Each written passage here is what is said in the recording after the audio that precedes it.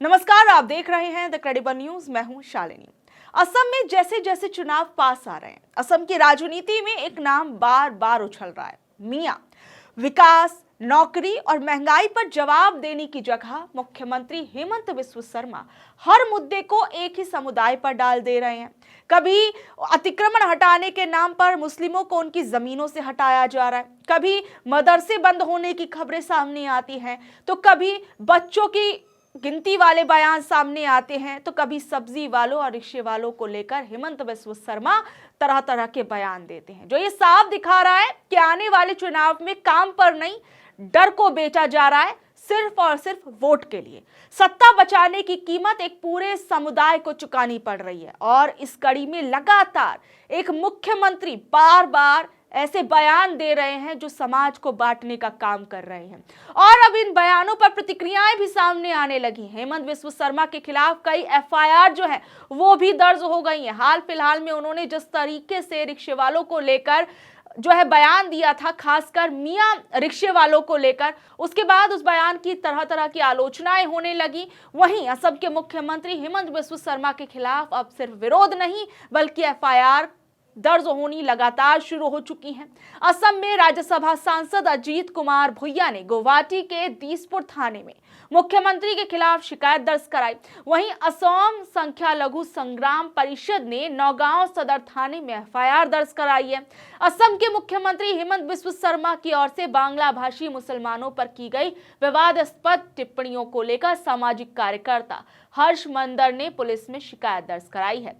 सांसद भुइया का कहना है कि मुख्यमंत्री ने एक खास समुदाय को निशाना बनाया है और नफरत फैलाने वाला भाषण दिया है। उन्होंने सवाल उठाया कि जब सुप्रीम कोर्ट में साफ कहा गया है कि सांप्रदायिक बयान देने वाले के खिलाफ सख्त कार्रवाई होनी चाहिए, तो फिर मुख्यमंत्री को मियां समुदाय के खिलाफ ऐसी भाषा इस्तेमाल करने का अधिकार किसने दे दिया? ये सवाल कहीं ना कहीं सिर्फ कानूनी ही नहीं, नैतिक भी है। इसी मामले में असम संख्या लघु संग्राम परिषद का कहना है कि मियां असमिया जैसे शब्दों का जिस तरह से इस्तेमाल किया गया है वो समाज को जोड़ने के बजाय तोड़ने का काम कर रहा है और इससे समुदाय के बीच शक, डर और नफरत बढ़ रहा है। और संगठन का कहना है कि मुख्यमंत्री की भाषा सामाजिक सौहार्द को नुकसान पहुंचाने वाली है। वहीं जिस तरीके से मियां समुदाय को लेकर लगातार असम के मुख्यमंत्री जो हैं वो बयान दे रहे हैं, वहीं दूसरी ओर अब इस पर कई प्रतिक्रियाएं सामने आने लगी हैं। यानी आप समझ सकते हैं कि जब आग लगेगी तो धुआं भी उठेगा और चिंगारी भी भड़केगी।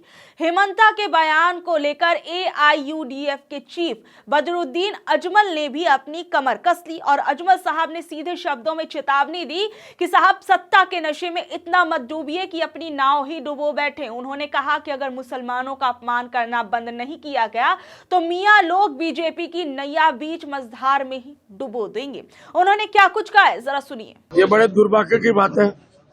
मैं उनको दोनों हाथ जोड़ के ये कहूंगा कि हेमंत बिस्व शर्मा साहब, आप अपने ये वापस दीजिए, नहीं तो इस मर्तबा आसाम के मियां लोग आपकी नाव पलट देंगे। वो किसी से घबराते नहीं है, लेकिन बोलो मियां के बद्दुआ से करो। आप भी एक जमाने में मियां के घर में खाए हुए हैं, हर किस्म का गोश्त आपने खाया मियां के घर में, आपको बड़ा मजा आता था। आज आप सत्ता के लिए मुसलमानों को गाली देते हो। किसी भी जाति का ऐसा अपमान मत करो। आपके गद्दे ज्यादा दिन के नहीं है।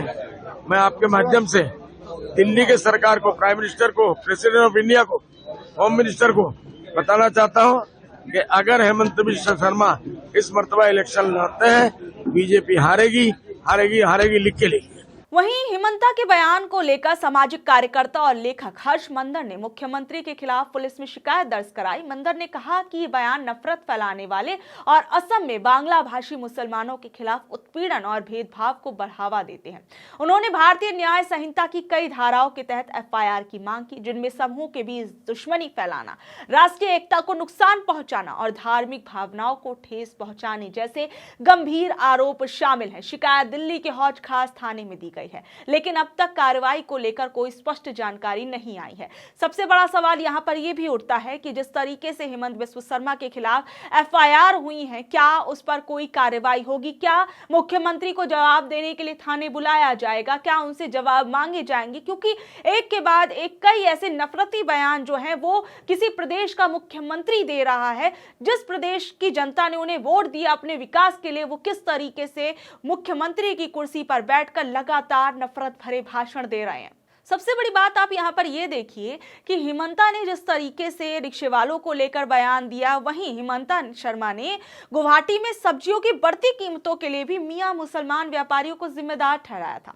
पत्रकारों के सवाल पर उन्होंने कहा कि सब्जियों की महंगाई के पीछे मियां व्यापारी हैं, जो ज्यादा कीमत पर सब्जियां बेच रहे हैं, यानी महंगाई जैसी बड़ी समस्या का जवाब भी एक समुदाय को दोषी ठहराकर दे दिया गया।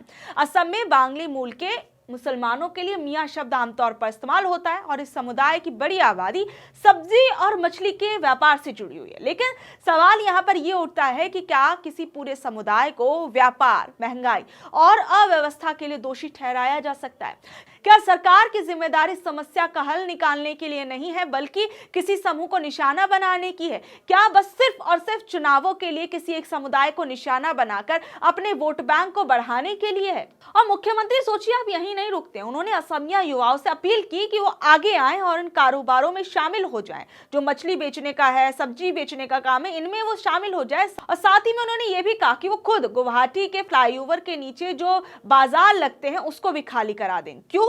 क्योंकि वहां पर ज्यादातर सब्जी और फल बेचने वाले लोग मियां समुदाय से हैं।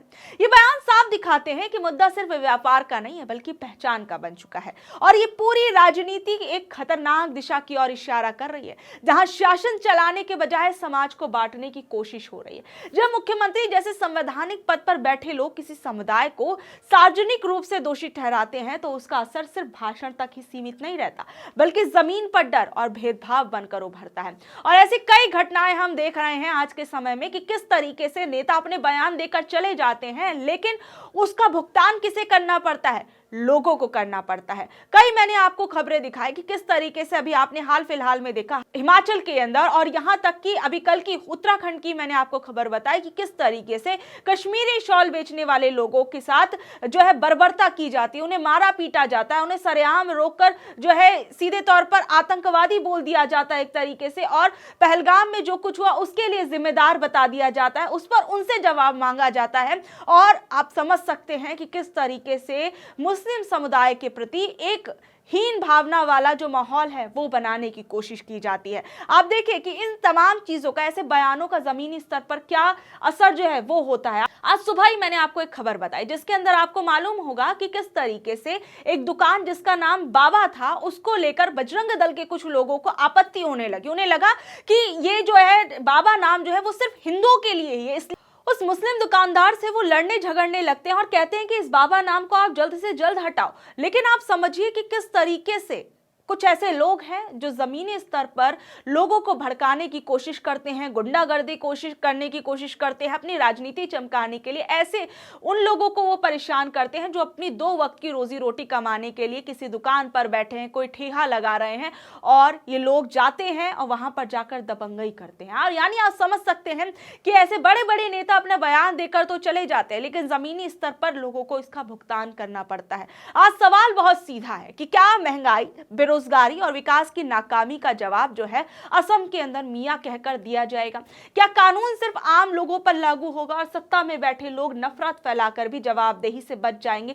अगर ऐसे बयानों पर सख्त कार्रवाई नहीं होती तो ये सिर्फ एक समुदाय की हार नहीं होगी, बल्कि संविधान और लोकतंत्र की भी होगी। तो अब आप खुद समझिए, आपको ये खुद समझना होगा कि किस तरीके से असम के अंदर हेमंत बिस्व शर्मा लगातार चुनावों से पहले हम देख रहे हैं कि ऐसे बहुत से बयान दे रहे हैं जो कहीं ना कहीं एक समुदाय के विरुद्ध जाते हैं, और वो ऐसा माहौल बनाने की अपने बयानों के जरिए कोशिश कर रहे हैं कि मानो एक समुदाय का वोट तो उन्हें चाहिए ही नहीं, वहीं दूसरे समुदाय की भलाई के लिए वो कितने महान काम कर रहे हैं, दूसरे समुदाय को वो लगातार रोजगार दे रहे हैं और उन लोगों के लिए जो है भ्रष्टाचार को बिल्कुल खत्म कर दिया है, उनके राज्य में महंगाई जो है वो खत्म हो चुकी है। ऐसा दिखाने और बताने की कोशिश जो है वो हेमंत बिस्व शर्मा अपने बयानों के जरिए करते हुए नजर आ रहे हैं। लेकिन असल में जो बात है, जो सच्चाई है, वो ये है कि जो असल मुद्दे हैं उससे जनता का ध्यान भटकाया जा सके, जो असल मुद्दों पर जनता सवाल पूछने ही ना पाए, इसके लिए जनता को ऐसे हिंदू मुस्लिम वाली चीजों के अंदर डाल दिया जाए ताकि जो जनता है वो हिंदू मुसलमान पर भिड़ती रहे और जनता जो है वो परेशान होती रहे। वहीं जो राजनीतिक लोग हैं, हेमंत बिस्व शर्मा जैसे जो लोग हैं जो सिर्फ वोट बैंक की राजनीति कर रहे हैं, उनको वोटों का चुनावी फायदा जो है वो हो सके, और वो इस कड़ी में लगातार ऐसे बयान दे रहे हैं। बहरहाल इस पर कुछ राजनीतिक प्रतिक्रियाएं सामने आई हैं, इस पर आप वो भी सुनिए। असम के मुख्यमंत्री हेमंत कुमार विश्व जी कांग्रेस को कह रहे हैं कि बदन बर कफन है।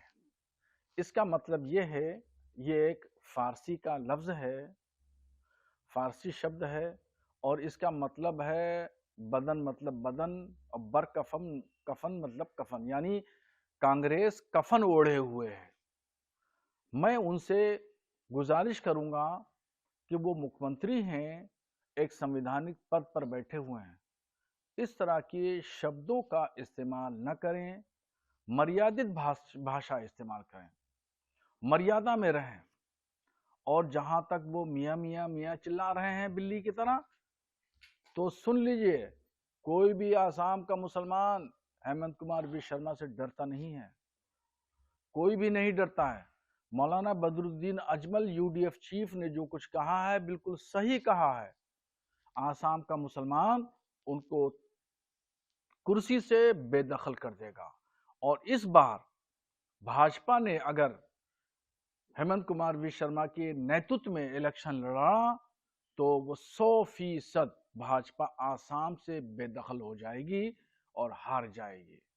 बीजेपी को अपना नेतृत्व चेंज करना चाहिए, क्योंकि आसाम के मुख्यमंत्री हेमंत जी जब से मुख्यमंत्री बने हैं, लगभग 5 साल मुकम्मल होने वाले हैं, उन्होंने शुरू से लेकर के अब तक मुसलमानों को टारगेट किया, मुसलमानों को बांग्लादेशी कह के बांग्लादेश के सरहद पर ढकेल दिया, और जो आसाम के शहरी थे मुसलमान, उन लोगों को भी, उनके साथ में भी ज्यादतियां की गईं, जेलों में डाल दिया गया। 1200 मदरसों का मदरसा स्टेटस खत्म किया, मदरसों पे ताले लगवा दिए, उन्होंने बिल्डोजर चलवा दिया। ऐसा काम तो हमारे मुख्यमंत्री उत्तर प्रदेश के योगी आदित्यनाथ जी ने भी नहीं किया। जो काम हेमंत कुमार विश्व शर्मा कर रहे हैं, वो ये समझते हैं कि हम हिंदुओं को खुश कर देंगे, तो ये इसका मैसेज, इसका पैगाम पूरी दुनिया में गलत जा रहा है। प्रधानमंत्री नरेंद्र मोदी जी मुस्लिम दुनिया से अच्छे रिश्ते बनाना चाहते हैं, और हेमंत कुमार विश्व शर्मा मुसलमानों को आसाम में गालियां दे रहे हैं। अब आप लोग इस बारे में क्या कुछ कहेंगे, नीचे दिए कमेंट बॉक्स में जरूर बताइएगा, और ऐसे अपडेट से जुड़े रहने के लिए देखते रहिए द क्रेडिबल न्यूज। मैं हूं शालिनी, धन्यवाद।